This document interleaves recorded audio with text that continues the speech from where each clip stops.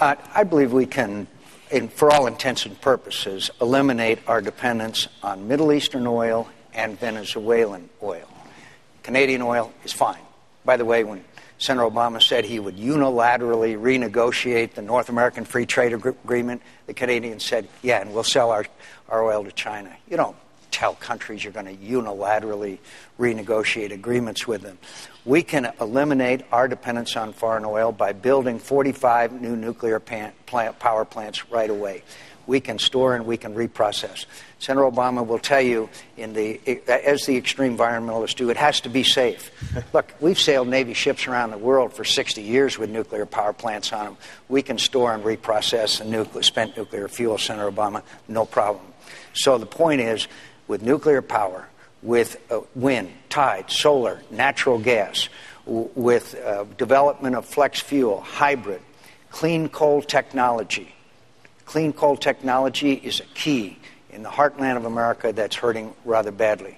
Right. So I think we can easily, within 7, 8, 10 years, if we put our minds to it, we can eliminate our dependence on the places in the world that harm our national security if we don't achieve our independence from All right. Can we reduce our dependence on foreign oil, and by how much in the first term, in 4 years? I think that in 10 years, we can reduce our dependence so that we no longer have to import oil from the Middle East or Venezuela. I think that's about a realistic time frame. And this is the most important issue that our future economy is going to face. Obviously, we've got an immediate crisis right now. But nothing's more important than us no longer borrowing $700 billion or more from China and sending it to Saudi Arabia. It's mortgaging our children's future. Now, from the start of this campaign, I've identified this as one of my top priorities, and here's what I think we have to do.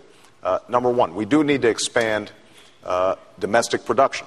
And that means, for example, telling the oil companies the 68 million acres that they currently have leased that they're not drilling, use them or lose them. And I think that we should look at offshore drilling and implement it in a way that allows us to get some additional oil.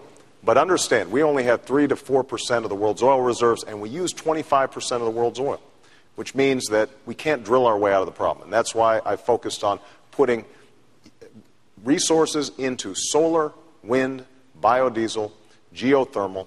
These have been priorities of mine since I got to the Senate, and it is absolutely critical that we develop a high fuel-efficient car that's built not in Japan and not in South Korea, but built here in the United States of America. We invented the auto industry, and the fact that we have fallen so far behind is something that we have to work on. Now, I just want to make one last point because Senator McCain mentioned NAFTA and the issue of trade, and that actually bears on this issue. I believe in free trade, but I also believe that for far too long, certainly during the course of the Bush administration, with the support of Senator McCain, the attitude's been that any trade agreement is a good trade agreement. And NAFTA did not have enforceable labor agreements and environmental agreements. And what I said was we should include those and make them enforceable. In the same way that we should enforce rules against China manipulating its currency to make our exports more expensive and their exports to us cheaper. And when it comes to South Korea, we've got a trade agreement up right now. They are sending hundreds of thousands of South Korean cars into the United States. That's all good. We can only get 4,000 to 5,000 into South Korea. That is not free trade. We've got to have a president who's going to be advocating on behalf of American businesses and American workers, and I make no apology for that. Senator. Well, you know, I admire so much Senator Obama's eloquence, and you really have to pay attention to words. He said we will look at offshore drilling. Do you get that? Look at. We can offshore drill now. We've got to do it now. We will reduce the cost of a barrel of oil because we show the world that we have a supply of our own. It's doable. The technology is there, and we have to drill now.